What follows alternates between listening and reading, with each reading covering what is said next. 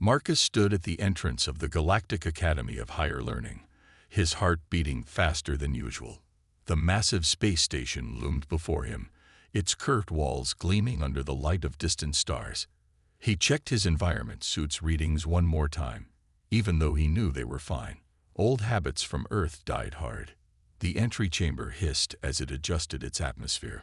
Marcus watched the alien letters on the display screen change rapidly, showing measurements he still struggled to understand. After 3 months of preparation and a 2-week journey from Earth, he was finally here, the first human student ever admitted to the most prestigious school in the galaxy. Atmosphere adjusted to Class 3 standard. A soft voice announced, "Welcome to the Galactic Academy of Higher Learning." The inner doors slid open, and Marcus stepped into a scene straight out of his wildest dreams. The main hall stretched up at least 5 stories, with transparent tubes crisscrossing through the air. Inside these tubes, students of all shapes and sizes moved between classes.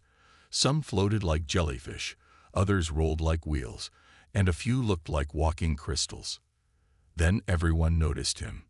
The movement in the tube slowed. Faces, or what passed for faces, turned to stare at him. Marcus heard the whispers through his translator. "Is that a Deathworlder? They actually let one in. Look at those dense muscles. How much gravity can it take?" Marcus tried to ignore them, focusing instead on finding the administration office. His boots made heavy thuds against the floor, the artificial gravity set to standard galactic normal, about 0.3 of Earth's gravity. He felt like he could jump to the ceiling with just a small push. The door to the administration office opened before he reached it. A tall, slender being with silvery skin stepped out. "Welcome, Student Marcus," it said, its voice coming through the translator with a musical quality. "I am Director Swift. Please, come in carefully. Our furniture is adjusted for lighter beings." Marcus nodded and stepped inside, taking extra care. The chair they offered looked like it was made of gossamer. He tested it gently with one hand before sitting, relieved when it held his weight. "Now then," Director Swift said, floating rather than sitting behind the desk, "we must discuss your special circumstances. You are our first student from a high-gravity world. Your species' natural strength and endurance are concerning to some of our faculty." "I understand," Marcus replied, keeping his voice steady. "I've trained for 3 months in low-gravity environments. I know how to control my movements." A holographic display appeared between them, showing various charts and numbers. "Your world has 3.2 times our standard gravity. Your bones are dense enough to break most of our standard furniture. Your muscles can accidentally crush many of our students." Director Swift's silver skin rippled with what Marcus had learned was concern. "But your test scores were exceptional, and the Federation's new integration laws are clear." The director pressed a button, and a small card appeared on the desk. "Your schedule. We've had to make several adjustments. Your dormitory has been reinforced. Your desk in each classroom has been specially made. And..." The director paused, skin shifting to a darker shade. "Please be extremely careful in physical education. Most of our sports equipment isn't designed for someone of your capabilities." Marcus picked up the card carefully, using just 2 fingers. "I'll be careful, Director. I promise." "Good." Director Swift rose higher in the air. "Your guide should be here now." "And Marcus." The director's skin lightened slightly. "Despite the challenges, I hope you'll find your time here educational. For all of us." The office door opened, revealing a floating blue sphere that seemed to be made of gas. "Hi," it said cheerfully. "I'm Blue. I'll show you around." Marcus stood carefully, remembered to watch his height in the lower gravity, and smiled at his new guide. His first day at alien school was officially beginning, and he was determined to prove that humans could do more than just survive. They could belong. Even if that meant being extra careful with every single step he took. Marcus stared at the floating sphere in front of him. According to his schedule, this was his first physical education class, but the equipment looked more like soap bubbles than sports gear. Today, we practice low-gravity agility. Coach Drift announced, their cloud-like forms spreading wide with excitement. Each student will demonstrate proper movement through the obstacle course. The obstacle course consisted of glowing rings floating at different heights in the massive gym space. Other students began floating or drifting through them with graceful movements. Some used their natural abilities, while others had small anti-gravity devices attached to their bodies. Blue floated next to Marcus. "Don't worry," the gaseous being said cheerfully. "They gave you a gravity reducer too. Just clip it on and—" Student Marcus requires a special unit. Coach Drift interrupted, bringing over a larger device. Deathworld gravity compensation needs extra power. Marcus carefully attached the device to his suit. He felt lighter instantly, almost weightless.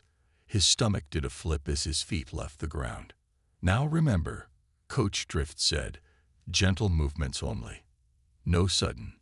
Marcus had already pushed off, maybe a bit too hard. He shot through the first ring like a bullet, missing the graceful drift the other students had shown. He frantically tried to slow down, reaching for a guide rail meant to help students navigate. Crack! The rail snapped under his grip. Several students screamed, or made their species equivalent of a scream. Marcus tumbled through space, still moving too fast. "Fascinating," Blue exclaimed, zipping alongside him. "Your muscle memory is adapted to much stronger resistance." Not helping, Marcus grabbed for another rail, this time remembering to be extra gentle. He managed to stop his movement, now hanging upside down in the middle of the gym. A crystalline form drifted near him, its faceted surface reflecting the gym's lights. Marcus recognized him as Rock, from his mathematics class. "This is why Deathworlders shouldn't be here," Rock said, his translated voice sharp and cold. "You'll break everything, or everyone." "That's enough," Coach Drift intervened, their cloudy forms separating into smaller pieces to help reset the broken rail. "This is a learning experience for all of us. Marcus, try again, but this time, use about 1/10 of your normal force," Blue suggested. "Think of it like moving through water, but even lighter." Marcus nodded, took a deep breath, and tried again. This time, he barely twitched his muscles. He moved slowly, floating through the first ring with more control. It wasn't graceful, but at least nothing broke. "Better," Coach Drift encouraged. "Now for the spiral section." Over the next hour, Marcus learned to control his movements in near-zero gravity. Blue stayed close, offering advice and cheerful commentary. Even some other students began to show interest, especially when Marcus demonstrated how he could change direction by pushing off his own palm, something his higher muscle density made possible. "Your strength could actually be useful here," Blue observed as class ended. "Once you learn proper control, you could help move equipment, assist in emergency situations, or break more school property," Rock interrupted, drifting past them toward the exit. Several crystal fragments fell from his surface, their species' way of showing disgust. But Marcus wasn't discouraged. He'd managed to complete the course without breaking anything else. More importantly, he'd learned something crucial about surviving in alien school. It wasn't about being less strong, but about being more precise. "Hey, Blue," he said as they left the gym, "would you mind helping me practice more after classes? I think I need to work on my fine control."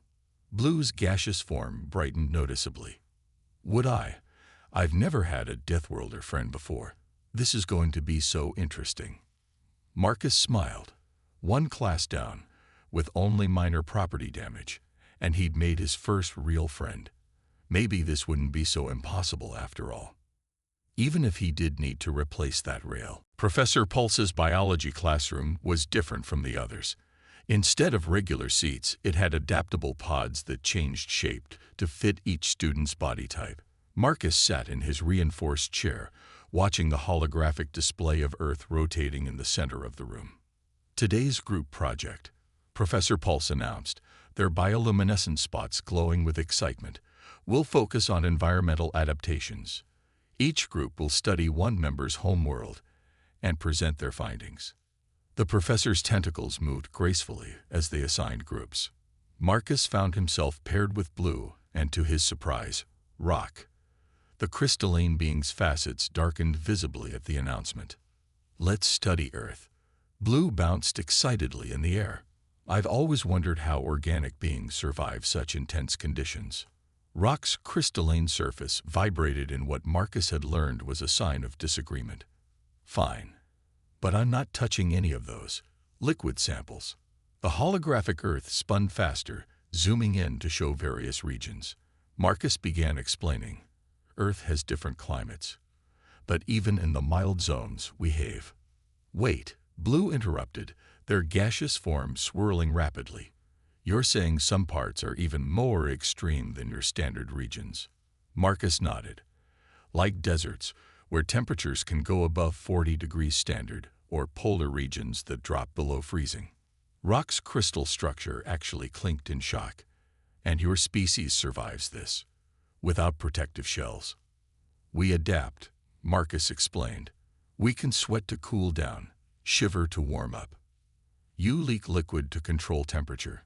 Blue's fascination was obvious in the way their gas particles speed up.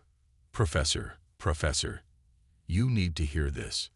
Professor Pulse drifted over, their spots now pulsing with curiosity. Soon, the entire class was listening as Marcus explained basic human biology. The real shock came when he described sleeping. "You become unconscious every day." One student's electromagnetic field flickered in disbelief. "And you do it lying down, not floating in a nutrient bath?" asked another. "What about eating?" Blue asked. "I've never seen you absorb radiation or minerals." Marcus pulled out his lunch container. "Actually, I brought some Earth food if you want to see." The class backed away as one, except for Blue, who moved closer, and Professor Pulse, whose spots were now flashing rapidly with excitement. "You consume organic matter, without breaking it down externally first." Rock's voice carried both disgust and unwilling fascination. Marcus opened the container, showing his sandwich. "It's already broken down enough. We have internal systems that—" "Internal ACI chambers," someone shrieked. The translator had trouble conveying the exact tone, but the meaning was clear. "This is remarkable." Professor Pulse moved closer, their tentacles waving in excitement. "A species that maintains homeostasis through liquid excretion, requires periodic unconsciousness, and performs chemical breakdown inside their own bodies. And you survive like this." "Not just survive," Marcus said quietly. "We built civilizations, explored our whole planet, and now we're here among the stars." The class fell silent. Even Rock's usual crystalline humming had stopped. "Perhaps," Professor Pulse said thoughtfully, "we should expand this project. Marcus, would you be willing to help document human adaptations for our xenobiology database? Clearly, we have much to learn about Deathworld evolution." Blue swirled happily. "See, I told you humans were interesting. Can we study their musculature next? I have so many questions about their dense fiber structure." As the class broke into excited discussions, Marcus caught Rock looking at him with what seemed like new consideration. The crystalline being's surface had taken on a slightly different pattern. "Your species," Rock said slowly, "is more complex than I assumed. Still dangerous, but perhaps necessarily so." Marcus smiled. It wasn't friendship, but it was a start. And maybe, just maybe, understanding would lead to acceptance, even if they still couldn't quite believe he needed to eat solid food. Marcus was in the middle of his xenoliterature class when the gravity went out. One moment, everything was normal. Well, as normal as alien school ever got. The next, there was a deep thrum throughout the station, followed by complete weightlessness. Most students immediately began to drift upward. The crystalline students like Rock couldn't maintain their usual rolling movements. The gaseous students like Blue started to spread out uncontrollably. Even the teacher, a beam made of pure light, flickered in confusion. "Everyone stay calm. The teacher's voice came through the translators. The emergency systems will. The lights went out. In the darkness, panic spread quickly. My containment field is failing. Blue's usually cheerful voice sounded stretched thin. I can't control my crystal matrix. Rock's voice had an unusual tremor. Marcus heard the sounds of crystals clicking against metal walls and the soft whoosh of gaseous beings trying to stay together. His Earth survival training kicked in immediately.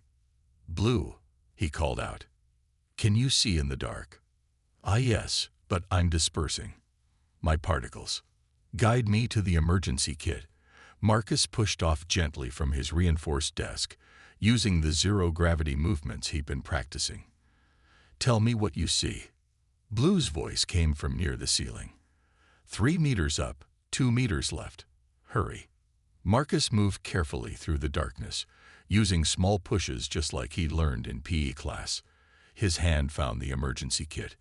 Inside, he felt for what he needed: containment field generators. "Everyone who needs containment, make a sound," he called out. Various calls came from around the room. Marcus kicked off the wall, moving through the darkness with precise movements. He found Blue first, their gaseous forms spreading dangerously thin. "Hold still," he said, activating a portable containment field. Blue's form immediately pulled back together. "The crystalline students next," Blue said, now able to focus. "Their matrices are destabilizing." Together, they moved through the darkness. Marcus's strength, usually a problem, now became useful. He could push off surfaces with exactly the right force to reach drifting students. He helped Rock stabilize, then other crystal beings. "The younger gas forms can't hold together much longer," Blue reported. Marcus remembered his physics classes from Earth. "Everyone who can move, gather near me. Your own gravity fields will help pull the others in." It worked. The combined mass of multiple students created enough gravitational pull to help control the chaos. Marcus used his strength to anchor himself to a wall support, becoming a stable point for others to gather around. The emergency lights finally came on, casting a red glow through the room. Marcus saw Professor Pulse drift past the classroom door, their tentacles waving in distress. "The primary gravity systems are completely offline," the professor announced, "and the backup systems aren't responding." "We need to get to the central hall," Marcus said. "That's where the main gravity controls are, right?" "Yes, but," the professor started. "Then I'll help. I'm used to moving in 0G now, and I'm strong enough to help others move safely." He looked at Blue. "Will you help me guide everyone?" Blue's form brightened. "Of course." Even Rock's crystal surface showed signs of approval. "Perhaps your Deathworld adaptations are useful after all." Working together, they formed a chain. Marcus used his strength to guide groups of students through the hallways, while Blue helped spot obstacles in the dim emergency lighting.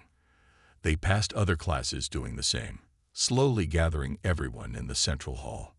The station engineers finally fixed the gravity an hour later. By then, something had changed. The looks Marcus got weren't fearful anymore. Even the teachers seemed to see him differently. "You know," Blue said as they finally drifted back to class, "I think they're starting to understand. Being strong doesn't mean being dangerous. Sometimes it means being able to help when others can't." Marcus smiled. One crisis, 0 injuries, and maybe, just maybe, a few more minds changed about humans in their school, even if they did still break things occasionally. The main hall of the Galactic Academy had been transformed. Colorful displays from 100 different worlds filled the space, each showing unique aspects of their cultures. Marcus stood at the Earth display, feeling nervous but excited. "You want to do what?" Director Swift's silvery form rippled with concern when Marcus explained his plan for the cultural festival. "Dance," Marcus repeated. "It's an important part of Earth culture. Blue helped me adjust the gravity controls in this section, and I've practiced the movements carefully." The director's skin shifted through several shades of uncertainty before settling. "Very well. But please, be careful. Marcus had spent weeks preparing for this moment. After the gravity emergency, more students had become curious about Earth culture. This was his chance to show them something beautiful about his world, not just its dangers. "What's this structure?" Rock asked, rolling up to Marcus's display.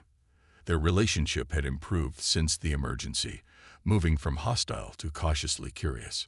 "It's called a treehouse," Marcus explained, pointing to the hologram. "Humans build them in actual trees on Earth. Children play in them. You build structures in growing things." Rock's crystal surface sparkled with interest, without damaging them. Before Marcus could answer, Blue zoomed over. "It's time. Everyone's gathering for your demonstration." A crowd had formed in the cleared center area. Marcus took a deep breath and stepped forward. He'd chosen a simple breakdance routine, something that would show both control and strength. "On Earth," he explained to the crowd, "we use dance to tell stories, express feelings, and celebrate. This style shows how we can use our strength with precision." The music started, a careful mix of Earth hip-hop and alien harmonics that Blue had helped him create. Marcus began to move, starting slow to let everyone see his control. Each movement was carefully calculated for the reduced gravity. Gasps spread through the crowd as he dropped into a handstand, then controlled spins. In the lower gravity, he could hold positions longer, move more fluidly. He practiced endlessly to ensure he wouldn't damage the floor or lose control. The muscle control. Professor Pulse's spots pulsed with excitement. Such precise movements from a Deathworlder. When Marcus finished with a freeze pose, holding his body parallel to the ground on one arm, the silence was total. Then Blue started bouncing up and down in excitement, and the crowd erupted in their various forms of applause. Light flashes, crystal chimes, and electromagnetic pulses. "I never knew humans could move like that," Rock admitted, rolling closer. "It's not what I expected." "Would anyone like to learn a simple dance?" Marcus asked, standing up. To his surprise, several students moved forward, including some crystalline ones. The next hour was filled with laughter as Marcus taught basic movements to beings with completely different body structures. Blue tried to spin like a top and ended up spreading into a wide disc. Rock attempted a simple step and created a musical clicking sound that actually added to the rhythm. "This is why we have cultural exchange," Director Swift said, drifting over to watch. Their silver skin was glowing with approval. "Every species has something unique to share." "Marcus," Blue called out, "show them the video of human sports next. The one with the jumping over high bars." As Marcus pulled up the track and field footage, he noticed how the crowd had changed. They weren't keeping their distance anymore. Instead, they pressed closer, asking questions about Earth athletics, art, and games. "Your gravity may be crushing," a floating light being said, "but it's created some amazing things." Marcus smiled, watching Rock try to teach some crystal beings an Earth-inspired rolling dance move. Sometimes the best way to bridge differences wasn't to hide what made you different, but to show how those differences could bring something new and beautiful to everyone. Even if it did take a few dozen practice runs to keep from cracking the floor during the headspins. The announcement came during lunch break. Rock rolled into the cafeteria, their crystalline surface glowing brighter than usual, and stopped directly in front of Marcus's reinforced table. "I challenge you," Rock announced, causing the entire cafeteria to fall silent, "to the Crystal Maze trial." Blue, who had been showing Marcus how gas beings ate by absorbing particles, suddenly condensed in surprise. "But that's a crystalline species tradition. No non-crystal being has ever." "That's the point," Rock said, their facets gleaming. "If the human thinks he's so adapted, let him prove it." Marcus looked around the cafeteria. Every student was watching, their various forms frozen in attention. Even the lunch dispensers seemed to have quieted their usual humming. "What exactly is the Crystal Maze trial?" Marcus asked carefully. Rock's surface rippled with patterns of light, a test of precision and control. You must navigate through a maze of crystal formations without breaking any of them. One crack, you fail. The crystals are delicate, designed to shatter at the slightest wrong move. Like a giant crystal version of the human game operation, Blue whispered helpfully. Director Swift drifted into the cafeteria, their silver skin swirling with concern. This is highly irregular. The crystal maze is a sacred tradition, which any student may attempt, Rock interrupted, according to school regulations about cultural inclusion, unless humans want special treatment. Marcus stood up slowly, remembering to watch his head in the lower gravity. I accept. The trial was set for that afternoon. The school's largest practice room had been transformed. Delicate crystal formations rose from the floor and hung from the ceiling, creating a complex three-dimensional maze. Each crystal looked thinner than Marcus's finger and more fragile than glass. The goal, Rock explained to the gathered crowd, is to reach the center and retrieve the Genesis crystal. They pointed to a glowing crystal in the heart of the maze, without breaking anything. Any advice? Marcus whispered to Blue. Don't break anything. Blue's gaseous form swirled anxiously. Oh, and Rock always uses sound vibrations to map their path. Maybe you could listen. Marcus nodded and stepped forward. The entrance to the maze was barely wide enough for his shoulders. He took a deep breath, then began. The first few steps were terrifying. Every movement had to be planned. He turned sideways to slip between crystal columns, ducked under crystal spans, and carefully lifted his feet over crystal bases. The crowd watched in complete silence. Halfway through, he heard it, a faint ringing sound. The crystals were vibrating, creating a subtle music.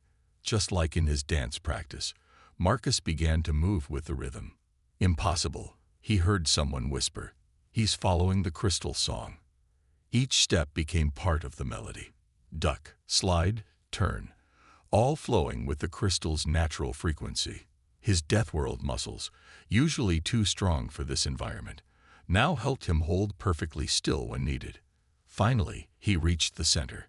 The Genesis crystal hung at eye level, surrounded by a forest of crystal needles. Marcus took a slow breath, reached out. A slight tremor ran through the station. Normal space turbulence. But in the maze, the crystals began to shiver. Without thinking, Marcus dove forward. His hand closed around the Genesis crystal as the surrounding formation started to fall. In the same motion, he curled his body, creating a safe space where the crystals could land without breaking. When the dust settled, Marcus lay still, surrounded by intact crystals, holding the Genesis crystal carefully above him. Rock rolled forward, their surface showing complex patterns Marcus had never seen before. You caught them, instead of letting them break. Marcus carefully sat up, still holding both the Genesis crystal and several of the formation crystals. Just because I'm strong enough to break them doesn't mean I want to. Rock's surface chimed softly, their species equivalent of a thoughtful hum. Perhaps we have misjudged what it means to be from a death world. As Marcus carefully returned the crystals and handed the Genesis crystal to Rock, the crowd erupted in a mixture of light flashes, chemical signals, and crystalline chimes, their various ways of showing approval. Even if he had technically changed the rules of the game, the end of the first term approached faster than Marcus expected. The hallways of the Galactic Academy buzzed with activity as students prepared for their final presentations. But something was different now. The way other students moved around him had changed. Instead of fearful distance, there was respectful space. Marcus. Blue zoomed down the corridor, their gaseous form bright with excitement. Have you seen the new changes? Marcus followed his friend to the gymnasium. The doors slid open to reveal newly installed equipment, sturdy handles along the walls, reinforced exercise stations, and what looked like a gravity-adjustable training area. The school board approved everything, Director Swift said, floating in behind them. Their silver skin rippled with pride. Thanks to your performance this term, we're officially adding Deathworld adaptation courses to our curriculum. Rock rolled in, their crystal surface catching the light. And not just for humans. Many of us have signed up to learn Deathworld survival techniques. Marcus stared in surprise. Really? Even after everything that broke at the beginning? Especially after that, Professor Pulse added, their spots pulsing gently as they entered. Your final project showed us something important. The professor activated a holographic display, showing scenes from the term. Marcus helping during the gravity failure, teaching dance at the cultural festival, and protecting the crystal maze formations. Being strong doesn't mean having to break things, Blue chimed in. Sometimes it means being able to protect them. Director Swift's form glowed brighter, which is why we've also approved Earth's application to send more students next term. You've proven that Deathworlders can adapt to our environment, and more importantly, that we can adapt to accommodate them. Marcus watched as maintenance robots installed the last pieces of equipment. Something caught his eye. A plaque on the wall. Moving closer, he read, "Strength isn't just for breaking." That was Rock's idea, Blue said softly. The crystalline student's surface showed complex patterns of light. My people have always valued preservation. I thought, perhaps that's something we share with Deathworlders, just in different ways. The board also wants to know, Director Swift added, if you'd be willing to help design safety protocols for future human students. Your experience has been invaluable. Marcus smiled, remembering his first day and all the careful movements he'd had to learn. I'd be happy to help, but I have one condition. Everyone turned to look at him. We need to design them to be inclusive for all species. Maybe some of our Deathworld adaptations could help other students too. Like how the crystal students learned they could use human-style bracing techniques during gravity fluctuations. Professor Pulse's spots flashed with approval. Cross-species adaptation. Yes, that could work wonderfully. Rock, your crystal resonance methods could help gas-form beings maintain cohesion. And Blue, your particle control techniques could assist in teaching fine motor control to solid forms. The room filled with excited discussion as students and teachers began sharing ideas. Marcus watched as his friends, yes, he could definitely call them that now, started planning for the next term.